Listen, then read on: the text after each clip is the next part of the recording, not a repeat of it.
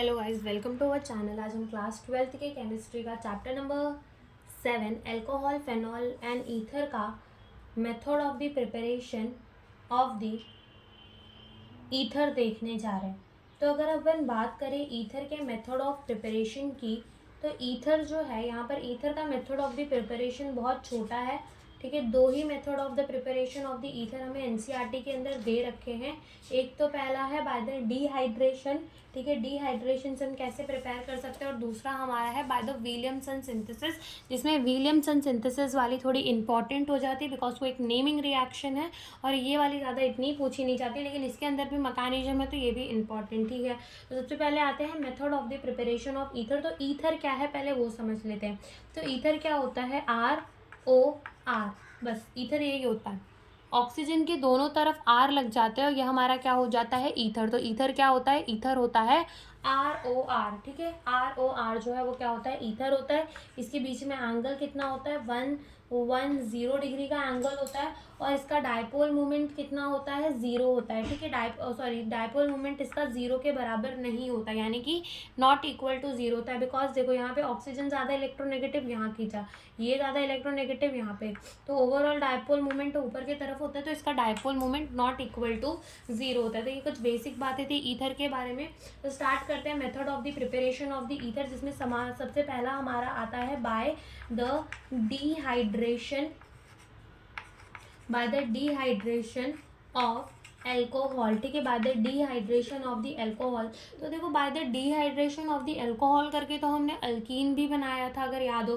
जैसे कि हमारे पास देखो ऐसी यहाँ पर H था, यहाँ पर OH था, ये हमारा एल्कोहल था। डिहाइड्रेशन यानी कि वाटर रिमूव करके यहाँ पर डबल बॉन्ड आ गया था, अल्कीन भी बनाया था डिहाइड्रेशन करके। बट यहाँ पर क्या होगा कि डिहाइड्रेशन होगी, लेकिन टेम्परेचर पे डिपेंड करेगा। जैसे मान लो हमारा एल्कोहल है CH3CH2OH, ठीक है, और हमने उसका डिहाइड्रेशन करा दिया in the presence of the protic acid, जैसे कि H2SO4 हो गया। ठीक है, यहाँ पर भी H2SO4 ले लेते, तो H2SO4 के प्रेजेंस में हमने ये रिएक्शन करा दी। अब क्या होगा कि अगर हम 443 केल्विन का टेम्परेचर देंगे ना, तो क्या बन जाएगा, अल्कीन बन जाएगा, that is CH2 double bond CH2 बन जाएगा। लेकिन अगर वहीं हम 413 केल्विन का टेम्परेचर देंगे, थोड़ा कम देंगे, तो हमारा क्या बनेगा, ईथर, C2H5O और C2H5O। ठीक है, तब हमारा क्या बनेगा, ईथर बनेगा।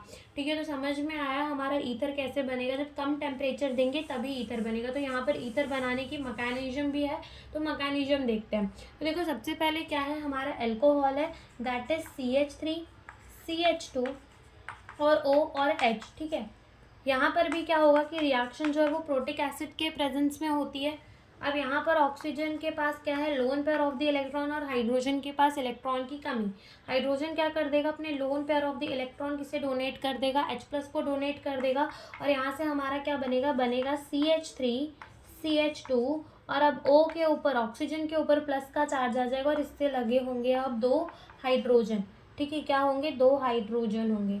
अब यहाँ तक तो सेम ही, अगर अल्कीन बनाना होता तो क्या करते, यहाँ से कार्बोकैटायन बनते, ये वाले इलेक्ट्रॉन इसे देते, और H2O जो है वो न्यूट्रल बन के निकल जाता है। लेकिन अल्कीन नहीं बनाना क्या है, ईथर बनाना है। तो हमें क्या करना पड़ेगा, यहाँ से एक और मॉलिक्यूल जो है किसका लेकर आना पड़ेगा, एक और मॉलिक्यूल जो है हमें अपने पहले वाले एल्कोहल का लेकर आना पड़ेगा, that is CH3 CH2 O और H। ठीक है, ये लेकर आना पड़ेगा। अब क्या होगा कि यहाँ पर भी हमारा जो वाटर है, देखो अब यहाँ पर क्या है कि देखो यहाँ पर भी हमारा वाटर जो है न्यूट्रल बनकर निकल जाएगा। क्या होगा कि ये इलेक्ट्रॉन जो है ये ऑक्सीजन ले लेगा, और ये ऑक्सीजन जो है ये न्यूट्रल वाटर बना के अपना निकल लेगा। ठीक है, अब हमारे इस कार्बन में कैसा चार्ज आ गया, पॉजिटिव का चार्ज आ गया। अब इस ऑक्सीजन के पास भी तो lone pair of the electron है, ये ऑक्सीजन क्या करेगा, अपने lone pair of the electron इस प्लस वाले कार्बन को दे देगा, और यहाँ आके जुड़ जाएगा। तो क्या बनेगा हमारा, यहाँ से देखो वाटर तो निकल गया है ना हमारा। ठीक है, अब यहाँ से क्या बनेगा देखना, CH3, ये CH3 लिख दिया, देन CH2, और इस CH2 में कौन आके जुड़ गया, ऑक्सीजन आके जुड़ गया, और ऑक्सीजन से एक हाइड्रोजन लगा हुआ है, एंड देन अगेन CH2, और यहाँ पर क्या है, CH3 हो गया। तो हमारा ये बन जाएगा।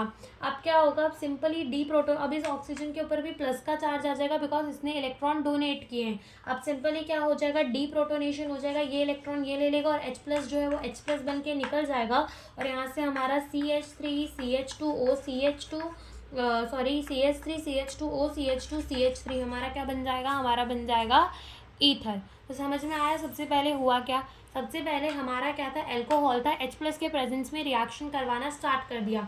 अब क्या हो गया, H+ के पास इलेक्ट्रॉन की कमी है, तो इसने क्या दे दिया, ऑक्सीजन ने अपने H+ दे दिए। ठीक है, अब ऑक्सीजन ने इस H को अपने साथ जोड़ तो लिया। अब ऑक्सीजन में कैसा चार्ज आ गया, प्लस का चार्ज आ गया।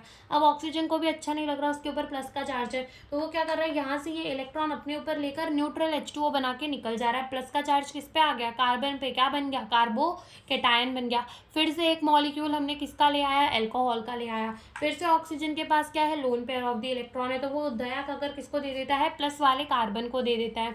अब यहाँ से ये कार्बन आकर जुड़ तो जाता है हमारे इस ऑक्सीजन के साथ, ये पूरा ग्रुप आके यहाँ जुड़ जाता है।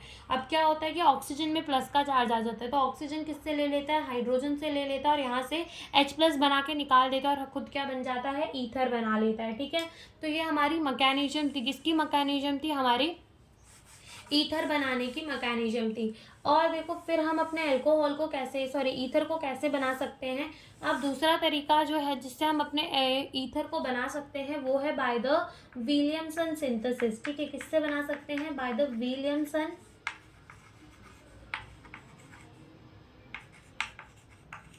सिंथेसिस। तो अब इस विलियमसन सिंथेसिस के अंदर क्या होता है, विलियमसन सिंथेसिस के अंदर हमारा अल्काइल हैलाइड लेते हैं एक तो, और दूसरा क्या लेते हैं, सोडियम एल्कोक्साइड लेते हैं। सोडियम एल्कोक्साइड यानी कि हम लेते हैं RONA। ठीक है, RONA, जिसमें Na पे प्लस का चार्ज, ऑक्सीजन पे माइनस का चार्ज। तो क्या लेते हैं, सोडियम एल्कोक्साइड लेते हैं, अल्काइल हैलाइड लेते हैं, और क्या लेते हैं, सोडियम एल्कोक्साइड। अब होता क्या है, यहाँ से NaX जो है वो निकल जाता है। अब Na और X जो है वो निकल गया। ठीक है, NaX जो है वो निकल गया, बचा क्या, ROR ही तो बचा। ठीक है, ROR ही तो बचा। जब ये अपना X निकला तो इस पे कैसा चार्ज आ गया, प्लस का चार्ज आ गया। इस पे कैसा चार्ज था, पहले से माइनस का, तो ROR यानी कि हमारा ईथर ही तो बनेगा। तो समझ में आया। विलियमसन सिंथेसिस में क्या होता है, ये एक इम्पॉर्टेंट लेबोरेटरी मेथड है, किसके लिए, प्रिपरेशन के लिए। किसके प्रिपरेशन के लिए, ईथर के प्रिपरेशन के लिए, सिमेट्रिकल भी और अनसिमेट्रिकल भी। और इस मेथड में क्या होता है कि अल्काइल हैलाइड को हम रिएक्ट कराते हैं किसके साथ, सोडियम एल्कोक्साइड के साथ, हमारा ईथर बनाने के लिए। क्या बनाने के लिए, ईथर बनाने के लिए। तो ये होती है हमारी विलियमसन सिंथेसिस रिएक्शन। ओके, तो ये हमारी दो थी, method of the preparation of the ether. Thank you for watching the video.